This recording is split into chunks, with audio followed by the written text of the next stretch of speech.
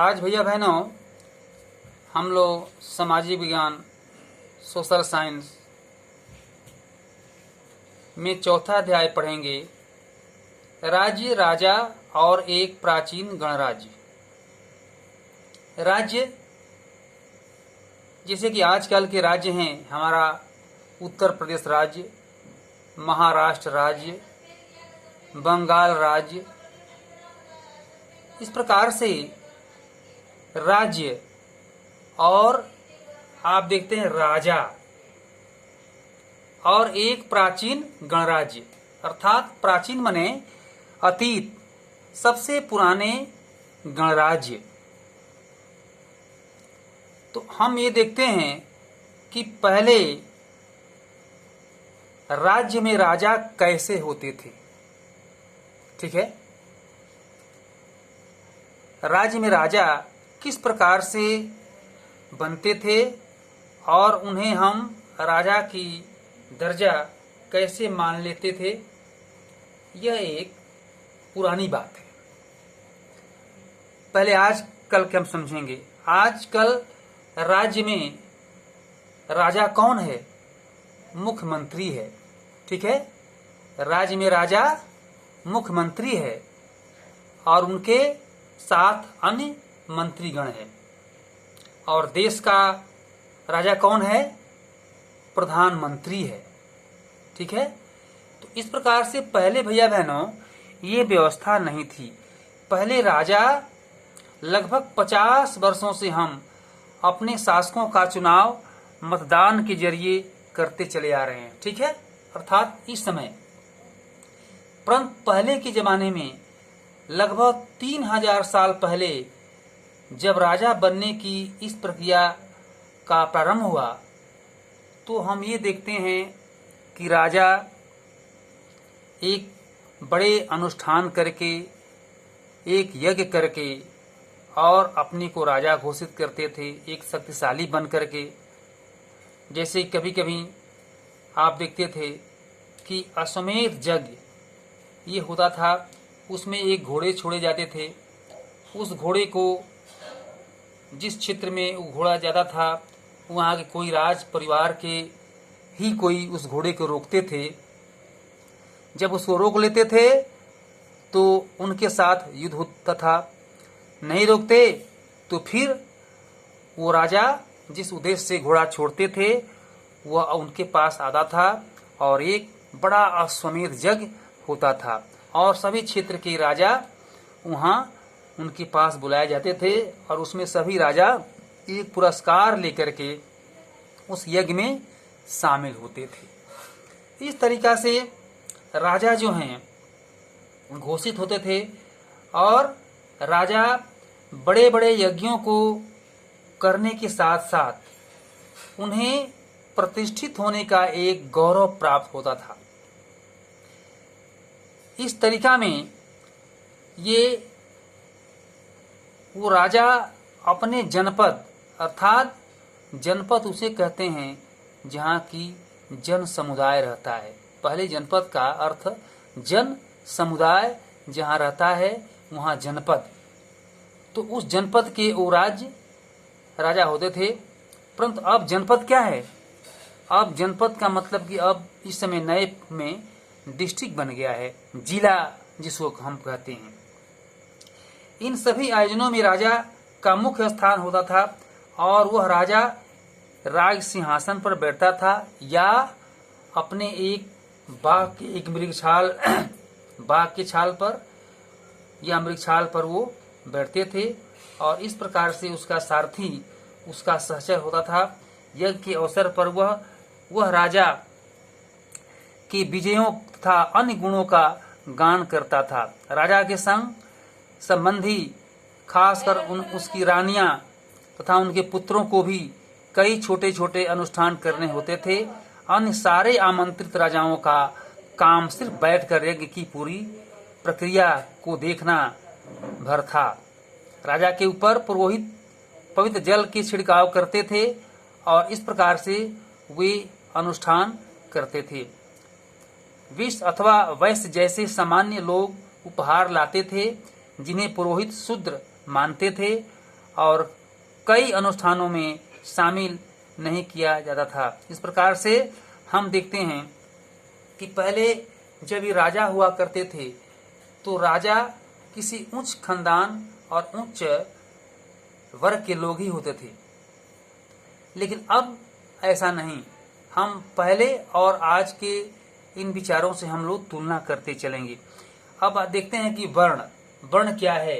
वर्ण का मतलब भैया बहनों ये जात व्यवस्था से, कास्टिज्म, जिसको हम कास्टिज्म कहते हैं, जैसे ब्राह्मण, क्षत्रिय, वैश्य, शूद्र, ये कास्टिज्म अर्थात वर्ण व्यवस्था किसने बनाया? तो वर्ण व्यवस्था के जरिए हम ये देखते हैं कि कुछ लोग कहते हैं कि जातिगत पेशा किसी जात के कोई हो, अर्थात जो अपने पेशा करता है और वह पेशा करते करते पुराने काल में एक लंबे कालखंड के बीतने के बाद वह उसको उसी पेशा के जात को मानते थे। जैसे कोई ऐसे कास्ट के लोग जो खेती करते हैं उनको कृषक, जो ऐसे लोग जो पशुओं को पालते हैं, पशुओं में सूअर पालते हैं, और ऐसे पशु जिनको छूत मानते हैं तो उनको अछूत जात के वर्ग में रखा गया। वो हरिजन कहलाए। जो किसानों से पैदा किए हुए अन्न को लेकर के और बेचने और व्यवसाय कार्य में ले गए उनको वैश्य कहा गया। शूद्र जो इन चारों वर्णों का जो सेवा करता है। इस प्रकार से वर्ण व्यवस्था में ब्राह्मण, क्षत्रिय, वैश्य और शूद्र, ब्राह्मण, क्षत्रिय, वैश्य और शूद्र, यही चार वर्ण थे। परंतु आजकल भैया बहनों वर्ण कितने हो गए हैं आप बता सकते हैं? अनेकों वर्ण हो गए हैं, अनेकों जातियां हो गई है। कोई मौर्य है, कोई कुशवाहा है, कोई क्षत्रिय है, कोई वैश्य है, कोई वर्मा है, कोई राम है, कोई चमार है, कोई ऐसे अछूत जात है, तो कोई अनेक प्रकार के, कोई सिंह है, कोई ये श्रीवास्तव है। इस प्रकार से अनेक वर्ण हो गए हैं। लेकिन पहले के अनुसार अर्थात ये इतिहास है, अतीत के अनुसार हम वर्णों को चार मानते हैं। इस प्रकार से हम देखते हैं कि ऋग्वेद, सामवेद, यजुर्वेद और अथर्ववेद, ये वेदों की जो गाथाएं, जो वेदों के अनुसार जो हम चलते हैं, तो वेदों का वर्णन भी हमारे इस वर्ण व्यवस्था में हुआ। तो वर्ण कितने हो गए? ब्राह्मण, क्षत्रिय, वैश्य और शूद्र, ये चार वर्ण हमारे मुख्य रूप से कहे जाते हैं। परंतु इस जमाने में अब राजा नहीं रह गए, अब राज्य नहीं रह गया, अब जो है प्रांत रह गया और प्रांत के मुख्यमंत्री रह गए। तो इस प्रकार से इस समय अनेक प्रकार के वर्णों का भी विभाजन हो गया। इस तरह से भैया बहनों हम लोग इस पाठ में यही पढ़ेंगे कि वर्ण कैसे बना और इस समय कितने वर्ण है, कौन कौन से वर्ण किस कार्य में लगे और उनका व्यवसाय वास्तव में क्या होना चाहिए, इसका हम लोग आकलन करेंगे। जैसे ब्राह्मण का व्यवसाय क्या है? यज्ञ करना, कराना और पूजा पाठ करना, पढ़ाना, ये वेद पुराणों के संबंधित कार्य को देखना, ये सब ब्राह्मण के जिम्मे था। परंतु अब ऐसा नहीं रह गया। आप देखते हैं कि बड़े बड़े महाविद्यालयों में, ये स्कूलों में, कॉलेजों में जो हर वर्ण के लोग पढ़ते हैं, तो हो सकता है कि हरिजन के बालक भी कोई अच्छा जानकार हो जाए, अच्छा संस्कृत पढ़ने वाला हो जाए, तो इस प्रकार से वो विद्वान हो सकता है, होता भी है। इस तरीका से पहले विद्वान के रूप में ये ब्राह्मण को ही माना जाता था और क्षत्रियों के जिम्मे ये सबका सहायता करना और छत्र छाया प्रदान करना, अर्थात युद्ध से और कोई उनको सताए तो इस प्रकार से उनकी रक्षा करना, ये क्षत्रियों के जिम्मे था। इस प्रकार से ब्राह्मण, क्षत्रिय, वैश्य जो है वो व्यवसाय करते थे, वाणिज्य के जिम्मेवारी उनके जिम्मे था, और शूद्र इन चारों वर्णों की सेवा करता था। तो भैया बहनों, हम ये देखते हैं कि इस अध्याय में जो राज्य, राजा और एक प्राचीन गणराज्य, प्राचीन मतलब कि पुरानी गणराज्य है, इसमें कैसे कैसे वर्णों का चयन हुआ और वर्ण व्यवस्था कैसे कैसे अपने एक मूल रूप में प्रतिस्फुटित हुआ, यह हम देखेंगे। तो वर्णों के आधार पर हम जात को कैसे हम विभाजित करते हैं और पहले के जमाने में जातिगत व्यवस्था किस मूल रूप में था, यह भी इस पाठ में हम लोग अध्याय में पढ़ेंगे।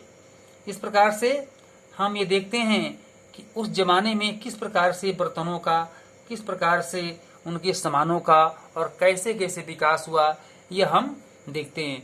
पुरोहितों के अनुसार सभी वर्णों का निर्धारण जन्म के आधार पर होता था। आप देखो दिया गया कि पुरोहितों के आधार पर, अर्थात जो ब्राह्मण पुरोहित होते थे उनके आधार पर उनका मानना है कि वर्ण व्यवस्था जो है ये जन्म के आधार पर ही होता है। जन्म से ही हम मानते हैं कि ये वैश्य है, ये शूद्र है, ये क्षत्रिय है, ये ब्राह्मण है। अर्थात उदाहरणों के तौर पर ब्राह्मण माता पिता की संतान ब्राह्मण ही होते थे। बाद में कुछ लोगों को अछूत माना गया। अछूत वर्गों में कुछ शिल्पकार, शिकारी तथा भोजन संग्राहक शामिल थे। साथ ही इनमें वे लोग भी आते थे जो शवों को दफनाने या जलाने का काम करते थे। इन लोगों से संपर्क अपवित्र माना जाता था। इस प्रकार से भैया बहनों, वास्तव में हम ये देखते हैं कि जैसे कोई ऐसे संस्कार हो, ऐसे आपके घर पर मान लो कि शादी हो, उस शादी में क्या होता है, हम ये कहते हैं कि अब ये जो है ये शादी होने जा रहा है तो पहले ब्राह्मण आएंगे, कथा कहेंगे या ब्राह्मण शादी विवाह भी कराएंगे। उसके पहले अन्य कई प्रकार की जो विधियां होती है, उसमें कोई आता है बाजा बजाने के लिए, वो जो है वाद्यकार होता है जिसके साथ हम डांस करते हैं। बाजा जाता है, बजता है दुंदुभी, और इसको अंग्रेजी बाजा कहते हैं। ये सभी बाजाएं जो हैं ये विवाह में बजता है। इसके पहले ये औरतें घर की जो शादी के पहले ये कुछ एक पितरों की पूजा होती है, उसमें हमारे हरिजन वर्ग के लोग एक उनकी घर की कोई बालक हो या कोई उनके औरतें हों, वो आती हैं एक चमड़े का वाद्य लिए हुए, वो बजाती हैं। आप इसको देखे होंगे, वो बाजा बजाती हैं और तब इसके बाद पितृ पूजा में या मानर पूजा में उनका एक स्थान प्राप्त होता है। उनको अच्छा ये दान मिलता है या उनको पुरस्कार दिया जाता है। इस प्रकार से हम देखते हैं कि पुरोहितों के द्वारा बनाया गया यह जात व्यवस्था एक अजीब सी थी, परंतु आज हम ये देखते हैं कि वर्ण व्यवस्था अपने एक चरम सीमा पर आ गया है। इसमें कोई वर्ण, किसी जात के लोग अपने किसी पेशा को कर रहे हैं। इस प्रकार से हम देखते हैं कि आगे जनपद किसको कहा गया और जनपद में क्या क्या घटनाएं हुई, कैसे जनपद बना और कैसे जनपद से ये महाजनपद बना। तो आज हम लोग वास्तव में जनपद के बारे में पढ़ लेंगे कि जनपद का शाब्दिक अर्थ जो है जन के बसने की जगह होता है, अर्थात जहाँ जन लोग बसते हैं वहाँ पर जनपद कहते हैं। पुरातात्विदों के अनुसार जनपद कई बस्तियों की खुदाई करने के बाद प्राप्त हुआ। दिल्ली में पुराना किला, उत्तर प्रदेश में मेरठ जनपद के पास हस्तिनापुर और एटा के पास अंतरजीखेड़ा इनमें प्रमुख हैं। खुदाई से पता चला है कि लोग झुपड़ियों में रहते थे और मवेशियों तथा अन्य जानवरों को पालते थे। वे चावल, गेहूं, धान, जौ, दालें, गन्ना, तिल तथा सरसों जैसी फसलें उगाते थे। इस प्रकार से मिट्टी के बने बर्तन का उपयोग करते थे और पुरास्थलों में कुछ विशेष प्रकार के बर्तन मिले हैं जिन्हें चित्रित घूसर पात्र के रूप में माना जाना जाता है। इस प्रकार से हम देखते हैं भैया बहनों, अब महाजनपद किसको कहा गया और कैसे महाजनपद के लोग कैसे कैसे कार्य किए, यह हम लोग एक भारत के जो सांस्कृतिक चित्र है इसमें हम लोग देखेंगे। आज हम लोग यहीं तक इसको स्थगित करते हैं। हमारा दायित्व ये बनता है भैया बहनों कि इस पाठ को हम लोग पढ़ेंगे, कम से कम जहाँ तक पढ़ाया गया वहाँ तक तो हम पढ़ेंगे ही, और बाद में इसका जो प्रश्न का उत्तर दिया गया है उसको लिखेंगे और उसको याद करेंगे। धन्यवाद।